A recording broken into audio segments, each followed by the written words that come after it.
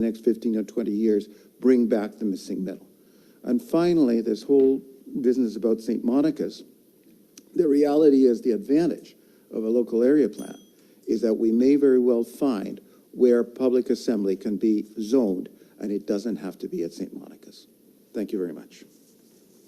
Thank you. And I don't see any other speakers on the list for this item. So council will get a motion on the floor. And I will make that motion. That, first of all, opportunities for consultation on the proposed official community plan amendment with persons, organizations, and authorities as outlined in the reports from the senior community planner dated May 7th, 2019 and August 20th, 2019 be endorsed as sufficient consultation for purposes of Section 475 of the Local Government Act.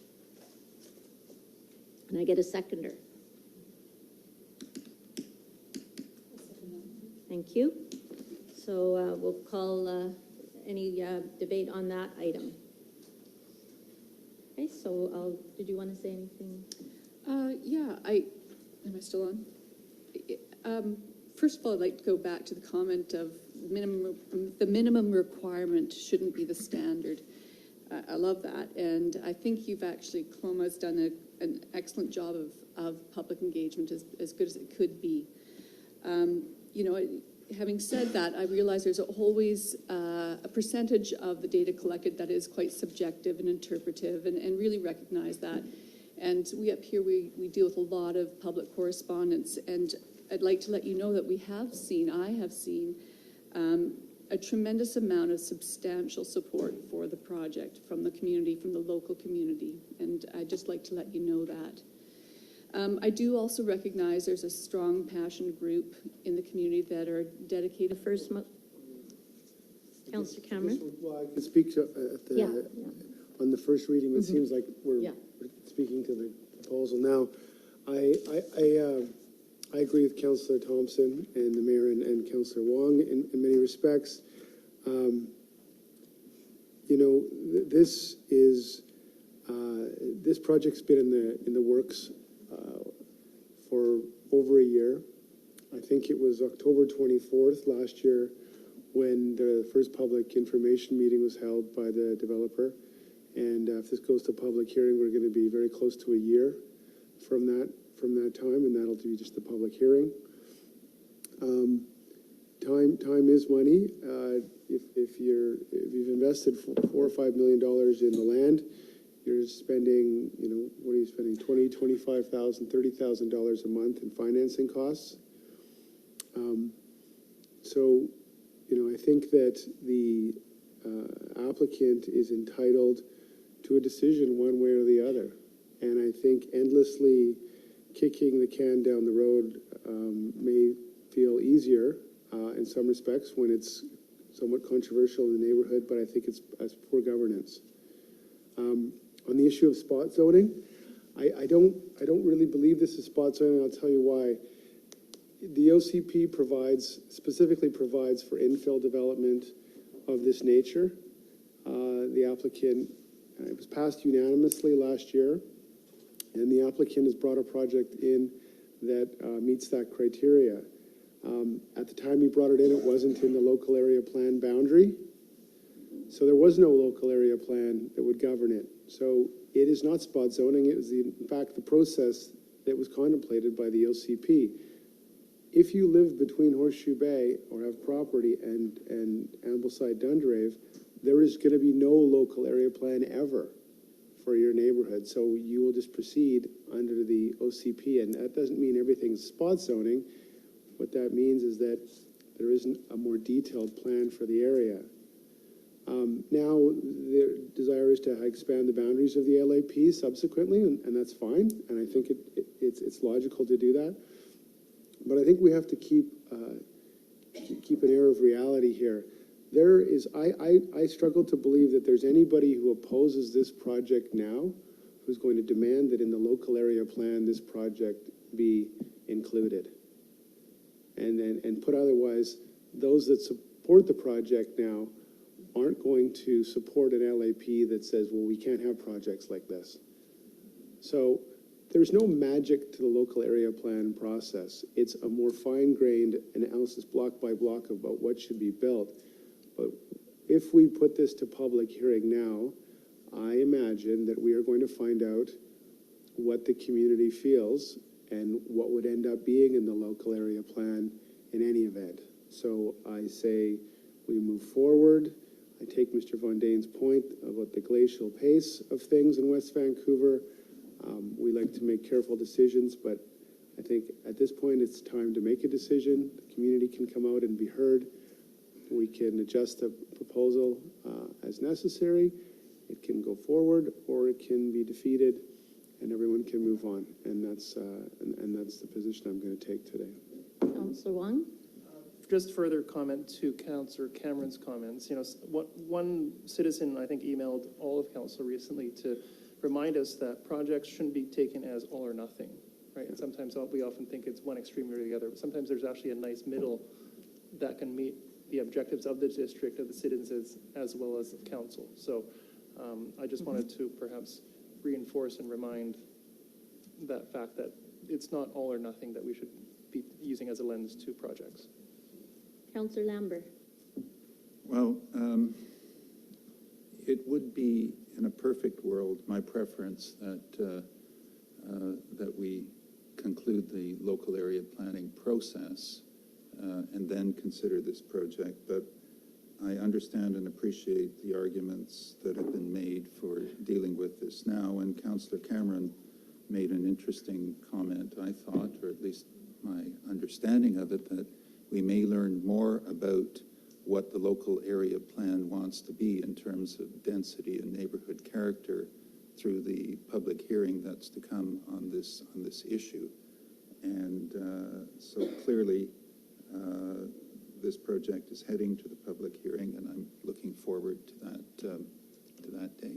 Thank you. Thank you. All right, so we'll call the question on the first recommendation. All in favor? All opposed? Okay, Councillor Soprovich opposed. The motion carries.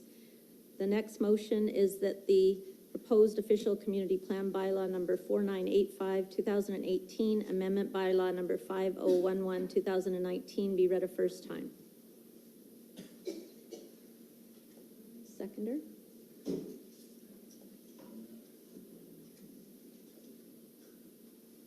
Are you seconding it? No. Well, that's what I'm looking for at this point. We'll have debate after. I'm looking for a seconder. Councillor Thompson? All right. Did you want to say anything further? I don't think I need to at this point. I guess in the wisdom of what I heard from council, that they're moving along to a public hearing for the most part, and I would ask at this point that this be deferred until such time prior to any public hearing that the applicant and the district staff get together and see if there are any alternate positions on the site that he has proposed, good, bad, or indifferent. Do I have a seconder? No one seconding that motion, I believe. Councillor Cameron, you want to speak? We don't need to speak to it until we have a seconder. Okay, I'll speak to the other. Yeah, you can. Okay, so we don't have a seconder for the deferral motion. We are still back to the first reading. Can I just speak to Councillor Soprovich's point? I think what Councillor Wong was trying to say, and what I was trying to say, and Councillor Lambert was trying to say, is there's an opportunity to do exactly what you're saying once we have the views of the community and through the public hearing process. So we're going to be better armed with more information at that point. Okay. It will require that the first readings are done on the official community plan as well as the zoning bylaw, which is well on its way to fruition.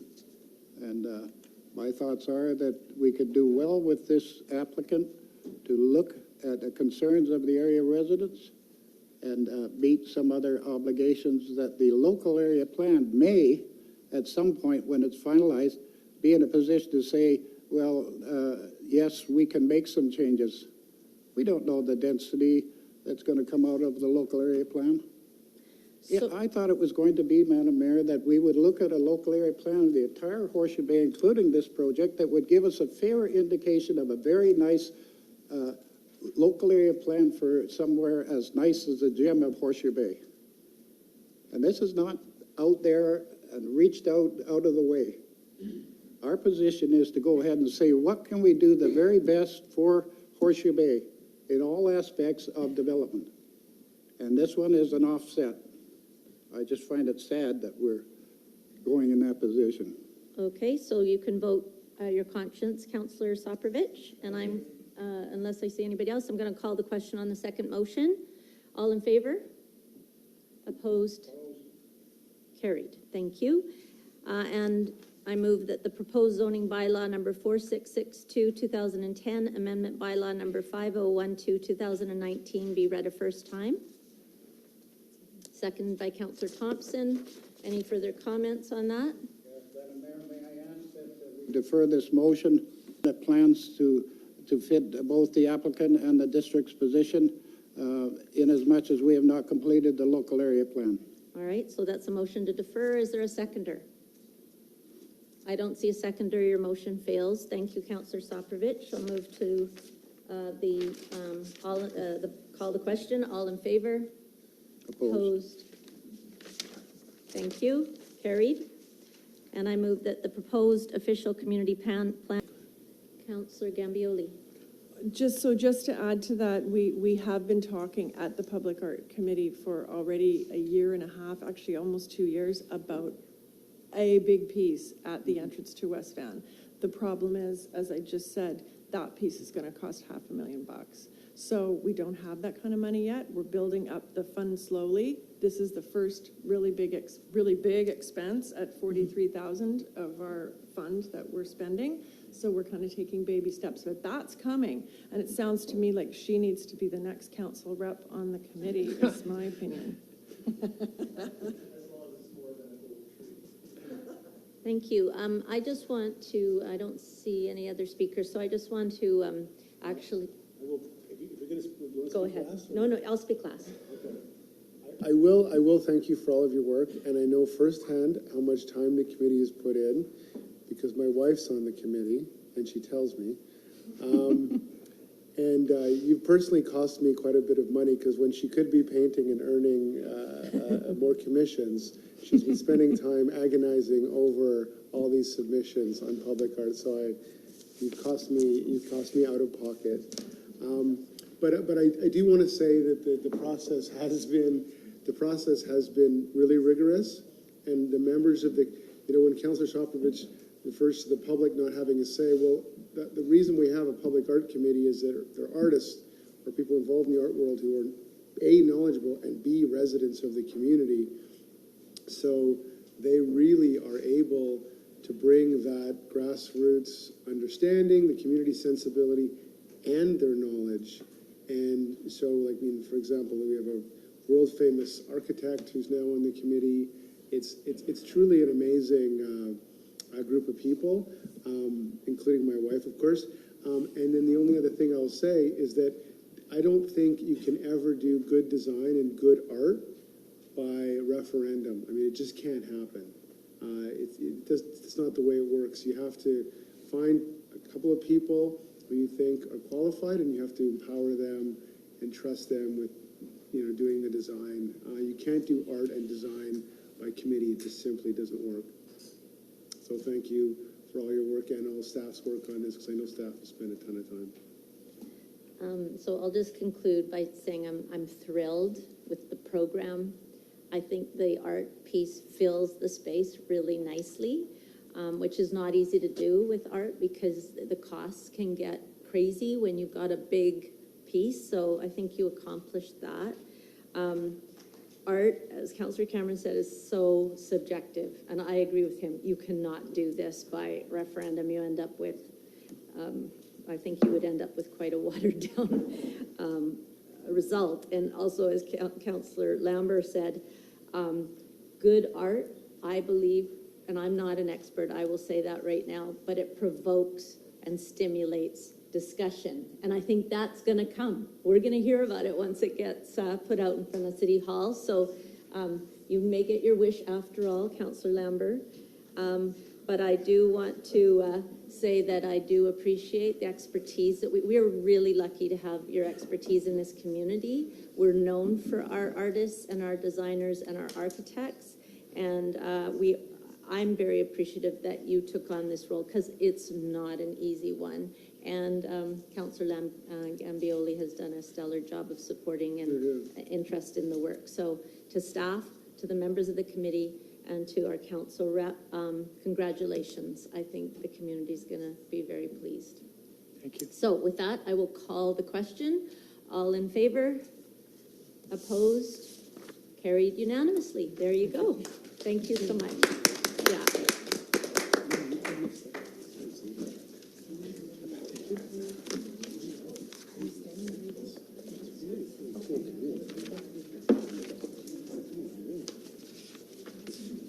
So we'll move to the next item, which is the Ambleside Waterfront Plan, item 9. I'll make this short.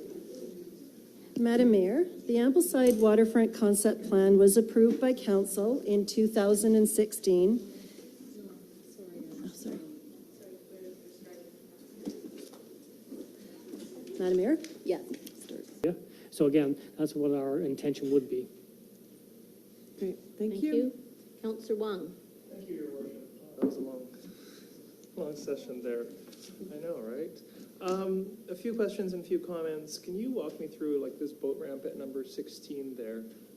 Currently, it's got non-motorized boat launch. You know, is there an opportunity somewhere along the line between now and eternity for it to become, you know, a motorized, like an all accessible boat launch, as it were? You know, how locked in are we to what's proposed, and how does that play out with foreshore rise? I mean, certainly, as waters rise, the boat launch will disappear, arguably.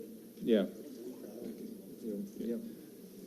Through you, Council, or through you, Madam Mayor. The original plan did call for the boat ramp to be closed to motorized boats for a few reasons, really because the Spirit Trail necessitated vehicles coming off of Argyle. So in essence, you couldn't get vehicles down there anymore to do the launching of the boats. That's one of the things we heard when we went through the original 2016 concept plan.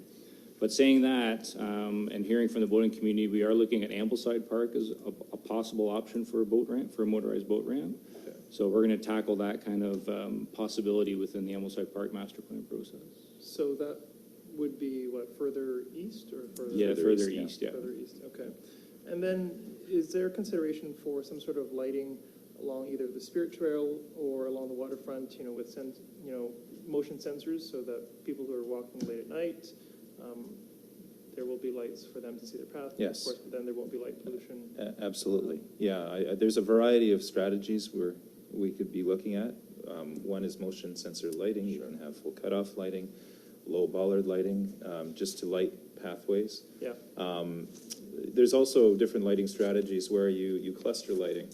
So it's not about lighting every square inch at the same level, you know. So, and I think all of those are applicable depending on what the hierarchy of pathway you're dealing with, right? Sure. So, yeah. It's interesting. You know, I was reading a report about a similar park that was being designed in the Netherlands, and their path was glow in the dark. So during the daytime, the sunshine would essentially recharge the path, and then at night, the entire path would light up in this glow in the dark paint, which might be a really neat way for us to be energy efficient, but still provide safety for people who are out late at night. Because I know I run the seawall past midnight, and there's always people walking 24 hours. So it's an interesting that there's quite a bit of use. And then lastly, the placeholder, perhaps over to staff over here. You say placeholder for Art Center and whatnot. So what will that mean in terms of phasing? Because placeholder is pretty vague. If there is going to be something there, that's one very different idea than somebody not there in terms of cost, in terms of phasing, in terms of the entire rollout. So I'm going to start, if I could, Madam Mayor, to Councillor Wong, and then I'll pass it over. A little bit louder.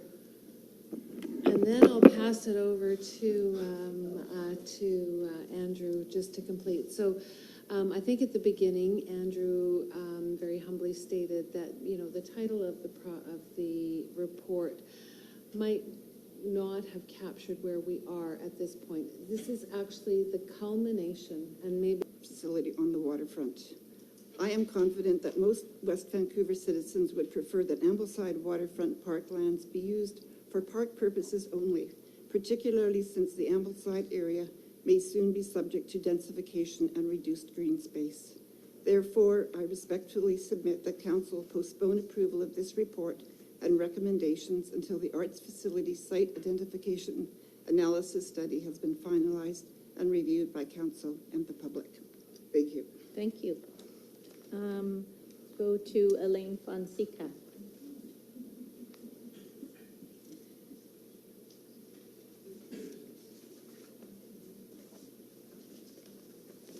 Good evening, Mayor and Council. Elaine Fonseca. I live above Ambleside Park, and I have a vested interest because I'm down in the park quite often.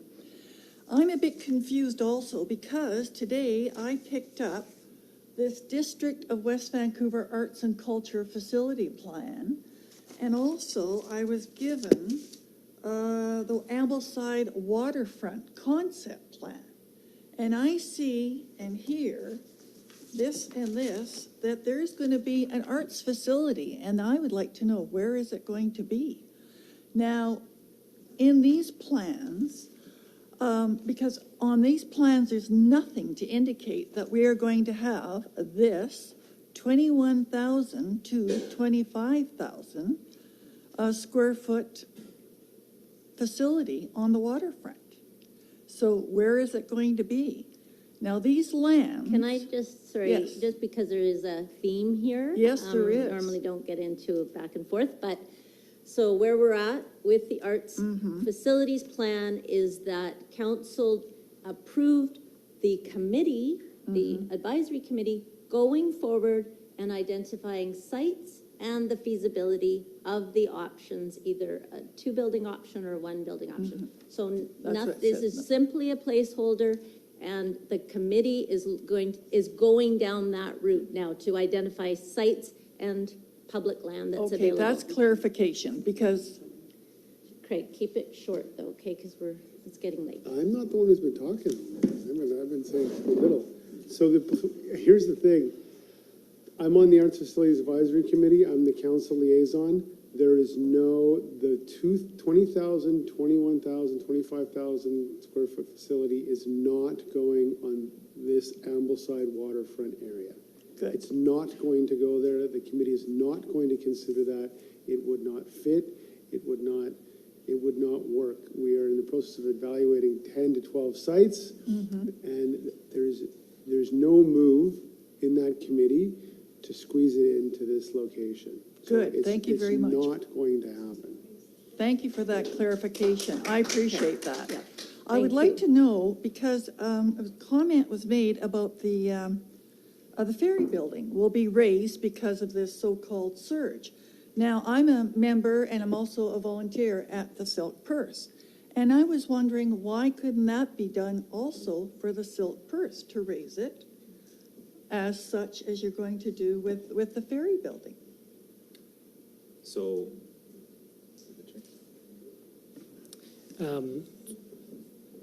Yeah, we usually don't get into a back and forth, and this is actually a little off topic. It is because it's not part of the waterfront plan. It's part of the arts and culture facilities. So we'll answer you at a separate time, but I think... All right, fine. Yeah, thank you. And I would like to comment also that, let's take care of our Ambleside Park and John Lawson Park, because it's underwater half the time when we have these, huge rainfalls, as we just had the other day. So thank you for the clarification. I really do appreciate that. Yes, thank you, Councillor Cameron. All right, so let's move along. I think we've covered all of the speakers for the...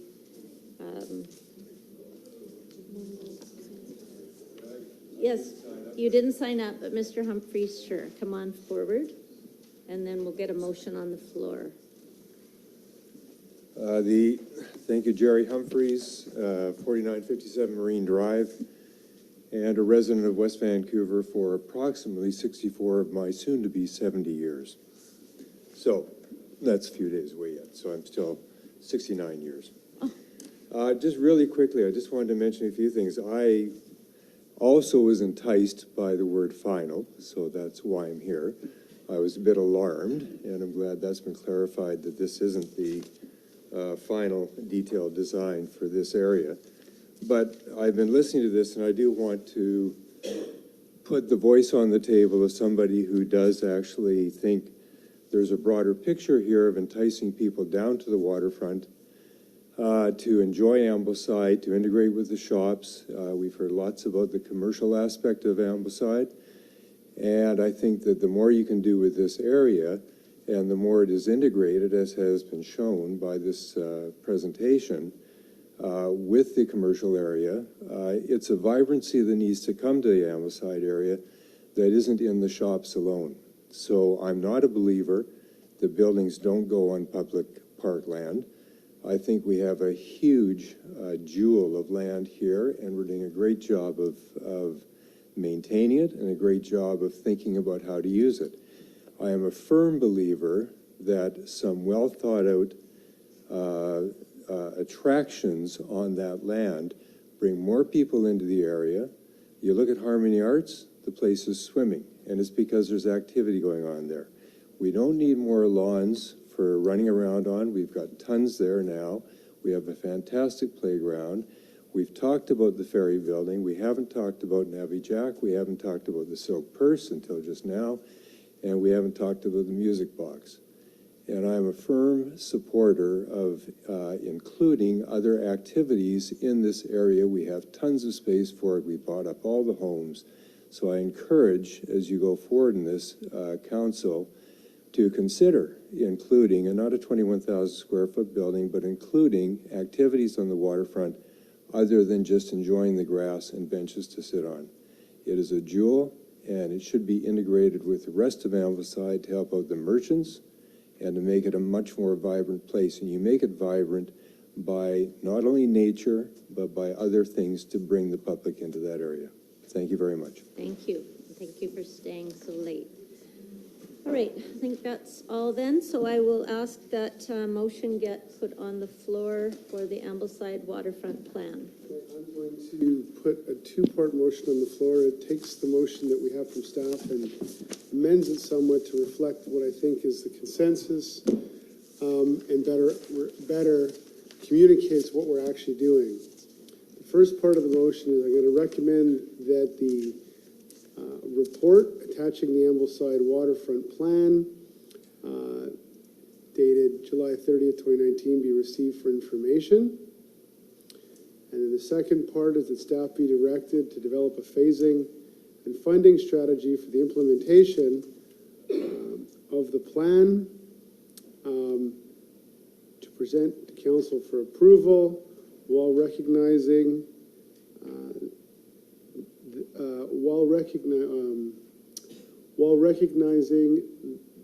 that the future of the arts facilities on the waterfront needs to be completed and considered by council, and that no parking shall be removed until the replacement parking strategy has been approved by council. So, has been approved by council. So what this is, okay, yeah, take out the final detail, sorry. Okay, so that Ambleside waterfront, no, take out in the first bullet, Mr. Panneton, sorry, or is it Pascal who's doing it? Okay, Mr. Panneton. The Ambleside waterfront plan, take out yes. Okay, and secondly, that staff be directed to devise a funding strategy for the implementation of the Ambleside, take out the final detailed design, and present to council for reviewing, and I'll say, take out while, recognizing that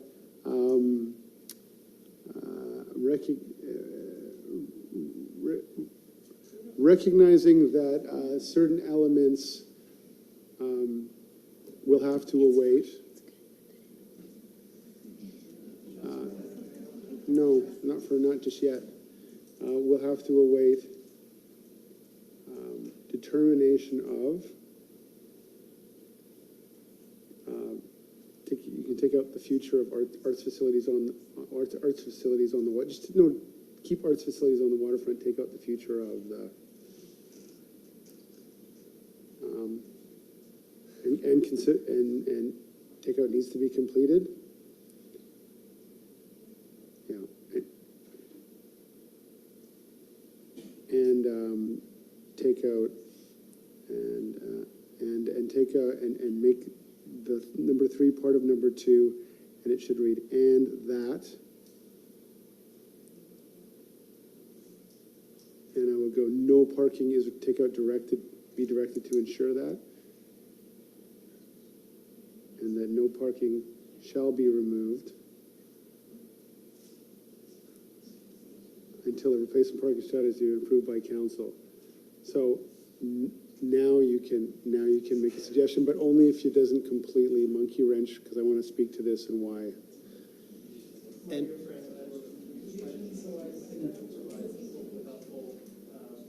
Madam Mayor, just since there's no seconder yet, if Councillor Wong would like to speak to it, I would encourage him to second it as well. Together. Thank you. Okay. Yes, can we keep on, we work, which is very incrementally, and every step that's moving forward is actually moving forward and moving us to a different place. Having a plan is very important, and I know there's lots of different approaches to that. Some people take a holistic approach.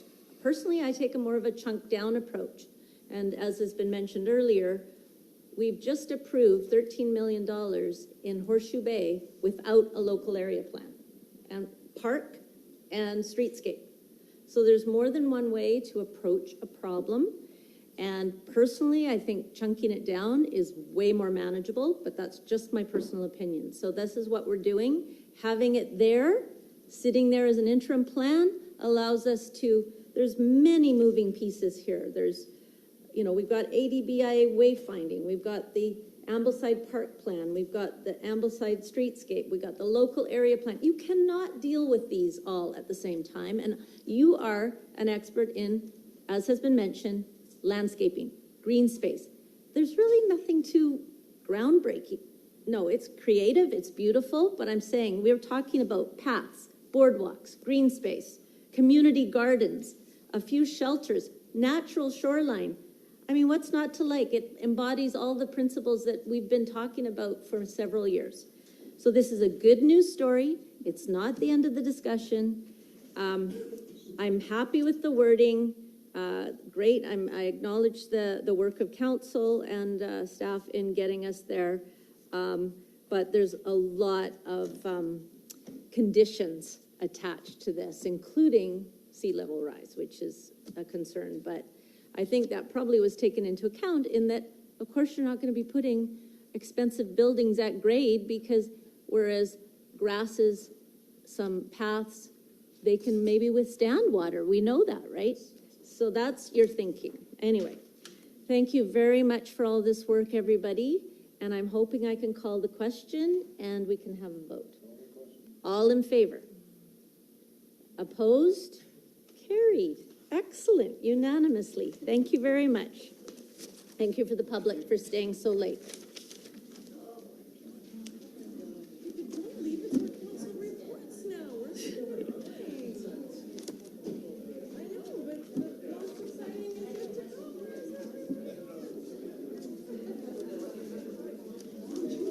All right. So we'll go to consent. Where are we? Well, that was item number 9. No new business. We're at 11. All right. So, and council, could I just ask everyone to quietly move along? We're just trying to finish our business. Yes. Okay, stick your mouth right here and tell them. Everyone, keep it down. We'd like to just finish the rest of our agenda. Thank you very much. Please continue your conversations outside. Thanks. All right, so consent agenda. Does anyone want to pull anything from the consent agenda?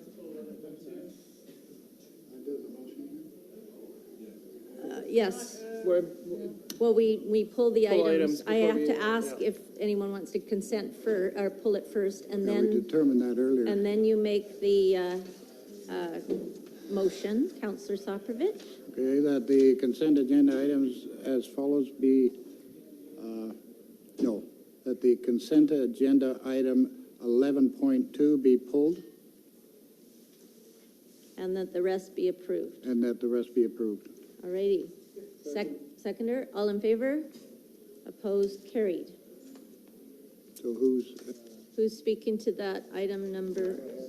Well, you officially made the motion. Do you want me to, I don't know how this is working out. staying at 6 o'clock. There is, in my mind, if we have an agenda that is intense, we should go to 3 meetings a month. Or if we have a public hearing, we should do a second day. The public, this is their domain for democracy as much as it is council's.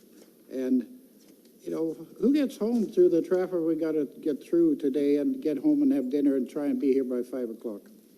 It's not worth it. It should be staying at 6 o'clock. That's my bit. Anyone else want to speak to, okay, 11.2? So I don't think we're debating this right now, are we? Who was the seconder? You? No. Oh, who seconded that? Sorry. No, but who's pulling? Counselor, No, but- did we? Nobody's actually moved the motion to move it to 5, so if nobody moves that motion, it doesn't pass, and we don't move the meetings to 5.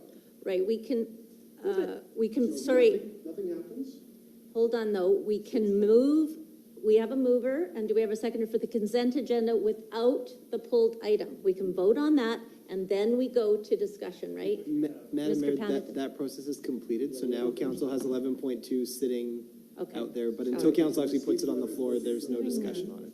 Well, 11.2 is to approve that amendment. So if that isn't going to be moved that way, then we have to address it. Okay, all right, okay. So that's where we're at. Okay, so I will speak to that idea then, and I 100% disagree with Councillor Soprovich. I was actually just out in the hallway while I was recused from the Tantalus Gardens, and I was talking with the lady who had the small baby. And it's not just people who have 9-to-5 jobs who come here and who we want to hear from. I want to hear from youth who might have to go home and do homework, who might have to go to bed by 9 o'clock. I want to hear from seniors who are retired, who want to get out of here by 8 o'clock and go home to bed. And I want to hear from people who have little babies who have to take them home and put them in bed by 7 o'clock. Vancouver City Council starts their meetings at 9 in the morning, and they go all day. And they got lots of people who come out and speak to them, and if people can't come out and speak to them, they send emails. And God knows, people send a lot of emails to us already. So if we've got to do the business of the community, starting at 5, starting at 4, starting at 3, starting at 9 a.m., it's all fine with me. I think it's much worse to have people here at 10:30 at night who have been waiting for 4 hours than it is to start at 5 o'clock and have someone have to send us an email the day before instead. So thank you for that, Councillor Gambioli. Mr. Paniton, I also noticed we had a couple people signing up for that item. So this would be the appropriate time to get them to speak. We have Mr. Malkin and Carol Ann Reynolds wanting to speak to the 11.2. Did you wish to come and speak?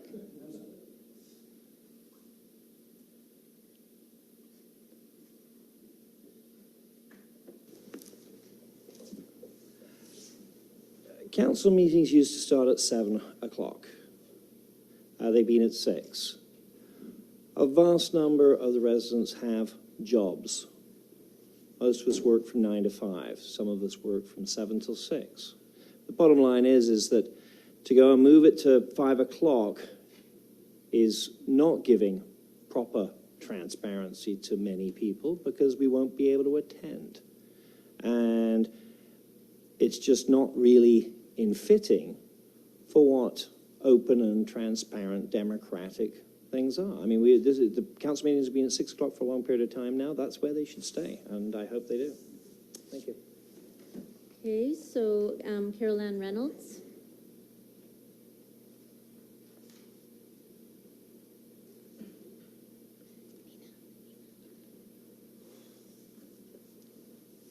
Thank you very much. I looked at this thing about starting at 5 o'clock, and I want to thank you all for realizing that there's so much work that you want to do, and I realize that possibly it's because you want to let the public and council speak more that we're going to start it early.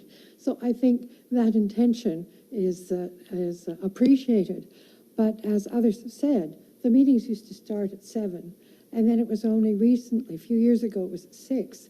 It's unbelievable to have it at 5 when, as someone said, and I think people know, most people do not work in West Vancouver. And for them, they have to get back. Would be nice if they could have something to eat, unless, of course, you'd like to have a buffet out in the lobby before, so that we could eat the beginning. But so I, of course, would be of the school of having it be at 6:30 rather than 6. But if you want to go back to 6, but it can't be at 5. And when someone says, okay, you know, Vancouver City Council starts at 9 a.m., well, you might want to suggest that. But West Vancouver has had it at 7 o'clock since its beginning almost, and it has not met with a lot of complaints about meeting at 7. And I suggest that if you have a long agenda or something, and you start at 6 or 6:30, it's going along, you can then have, I mean, we used to meet, when I was on council, we met every Monday. You only meet 2. So to consider the people, rather than meet at 5, perhaps suggest that you have another Monday night meeting. That way you can deal with the extra that you've had. You don't have to have the extra one every time, but whenever you can anticipate that it's going to be longer, then have them. Because I agree with the intention of wanting to allow more time for discussion at council. I just don't agree with 5. I've asked people to, I have a newsletter, as you know, West Van Matters. Everyone has said 5 is too early. It's just too early to fit in. And so that's why I'm coming to present their point of view. And I really appreciate your aim was probably to let us have more time, and that's great. But I think most people would still want to be 6 or 7, or maybe even having another meeting in the month. Thank you. Now, Will, excuse me, you have passed something, I thought earlier, that passed something happening at 5, and I don't know if you'd have to change that. It was one of the things due. So, Ms. Lemus, can you, we kind of did this a little bit backwards, I know, but we can go back, explain the rationale and so just so we have a bit more background for the 5 o'clock. 5 o'clock start. Basically, the work plans and council reports coming to council are such that the meeting lengths are very long. And so they would just extend. If we were to start at 6, they would extend until probably 11 o'clock at night. Ultimately, we will be taking the public hearings and moving those to the bigger public hearings to a non-council night. So generally, a Tuesday night, I think, is the one that worked best for most of council. And the only other thing I would say is that we have changed how we prepare our council reports. So in the past, when you had a meeting once a week, generally the Friday before the Monday is when council and the community got the reports. We now make sure that the reports are out 10 days ahead. I have a very lean staff in legislative services that would not be able to maintain council agenda production on a weekly basis. So that's the other rationale, is that to ensure that we have the resources to prepare the reports, get them to council and the community 10 days prior to the council meeting. And so far that seems to be working very well. We get a lot of input from the community throughout the week after the reports are prepared. So I, in the best interest of the community, do not feel that going to a council meeting once a week would be beneficial. So start at 5 and end at 10, or we start at 6 and end at 11, I think, or we minimize the amount of speaking time. Excuse me, I was not suggesting that you go to every Monday. I was just suggesting when you could anticipate a long one, have another Monday meeting. For example, in this month, there are 4 Mondays. I don't know how many. You're only having 16th. There's no meeting the rest of this month after next Monday. So rather than go to 5 on the 16th and the October 7th, you might want to have the third or the next Monday after the 16th to be a regular meeting, and then you wouldn't have to have those 3 at 5. So I wasn't suggesting necessarily go to every Monday, and I do really appreciate having the agendas out 10 days in advance. That's great, but I didn't want to suggest you do that. We got, thank you, Carol Ann. I thought you had finished, actually, the first time we hear your message.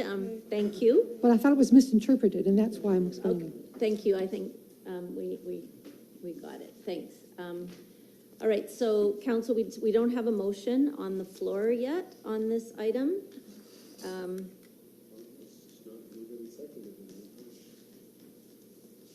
So if we don't, then it'll be our regular council time at 6 o'clock for those meetings. That's correct, Madam Mayor.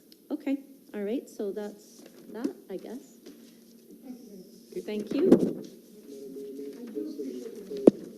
from mayor and council until next week, we only have 1 week for the next meeting, and if anybody's listening to reports from mayor and council at 10:41 in the evening. Sorry, hold on. Councillor Thompson is signed up. Press the button. Yes, forgotten what I'm going to say now.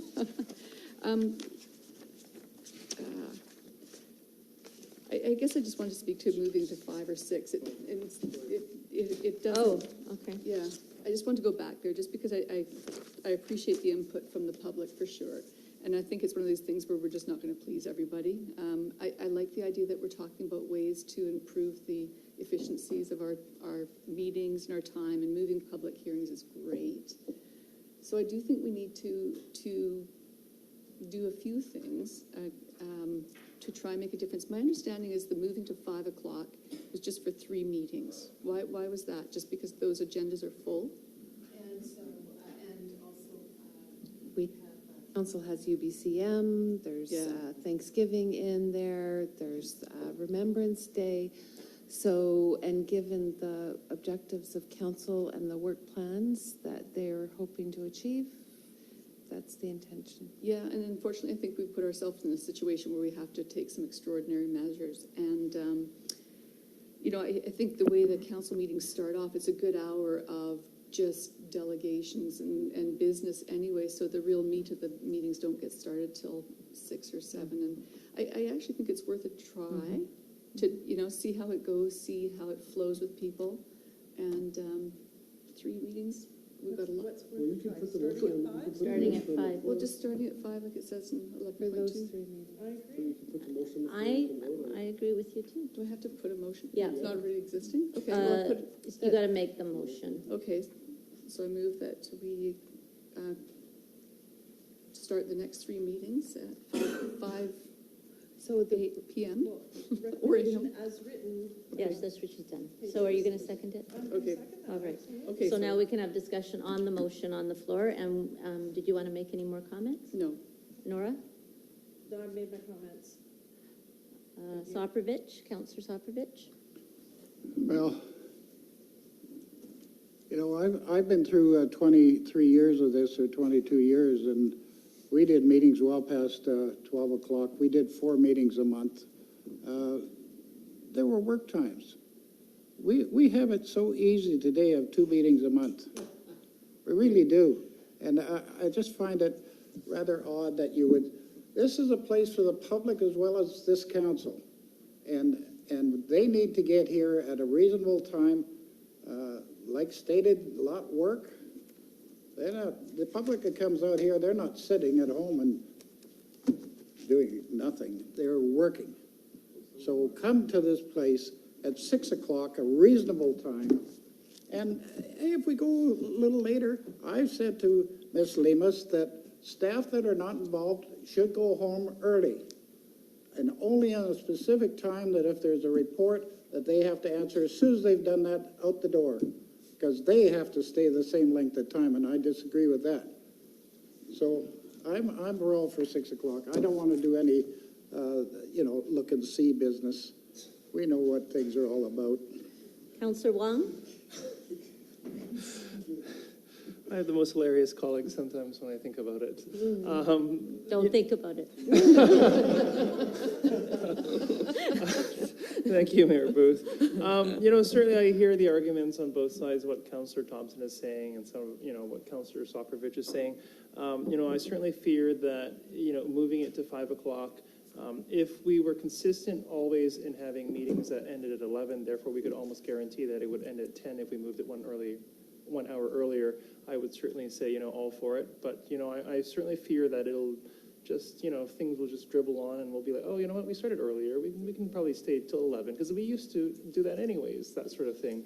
And I know how, things slide. And so certainly there's a fear of prolonging meetings unnecessarily. Certainly, I think it's really important for the public to be able to come to council after work. And so, when you're finishing work at 5 o'clock, you're rushing here, you're maybe not eating or you're eating here. And so I think there's a lot of logistical challenges when it comes to that democratic element. So certainly I would prefer going back or sticking with 6 o'clock just to give a bit more flexibility for the public in terms of attending council meetings. Councillor Gambioli? So I'll just remind those of us who were here in the spring that we started a meeting at 5 o'clock and finished at 12:45.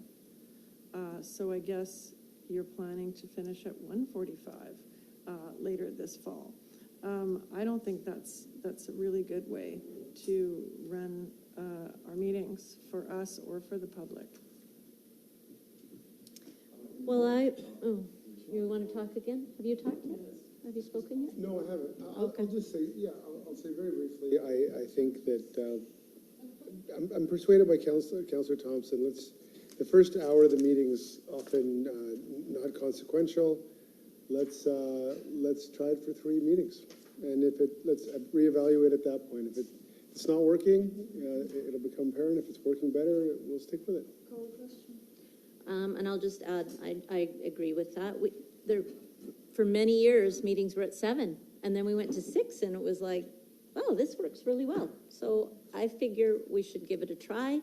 We can take feedback, we can evaluate. So I'm happy to support a 5 p.m. start as well. And for the reason that Councillor Cameron said, that people can call the question.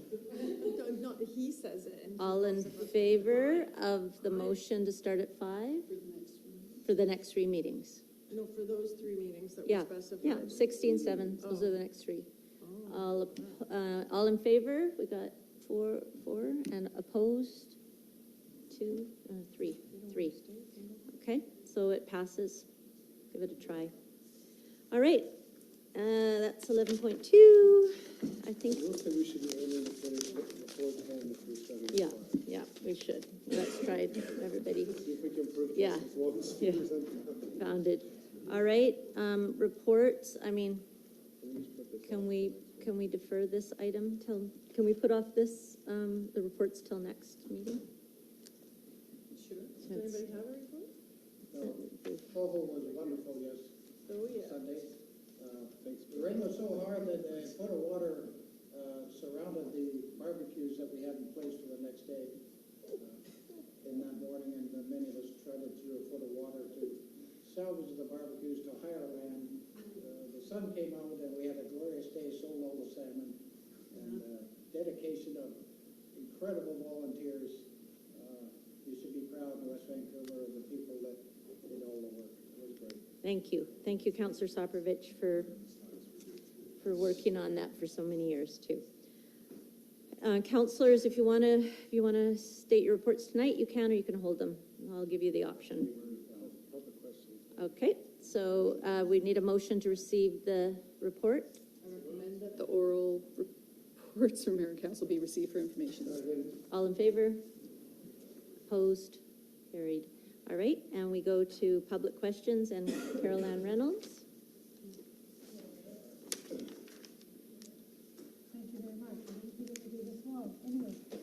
For a couple of short points, and perhaps they can be answered later. The first is, Wi-Fi didn't work here for the first 15 minutes. I think there should be a way of being able to explain it. I was happy it started working after that. Also, several people were complaining about not being able to hear people speaking, and I've heard that, and I brought it up to the Muslim House before. There should be some way of letting you know that it's not working or whatever. Third thing is directors not being at these meetings, and we can leave that answer to some other time because you're busy. To do with the art, I also have an opinion on choosing an art piece. Of course, if you have 25 pieces to look at, you obviously can't have a referendum. That's true. I mean, I understand that point. But I do think you should, the professional committee, they're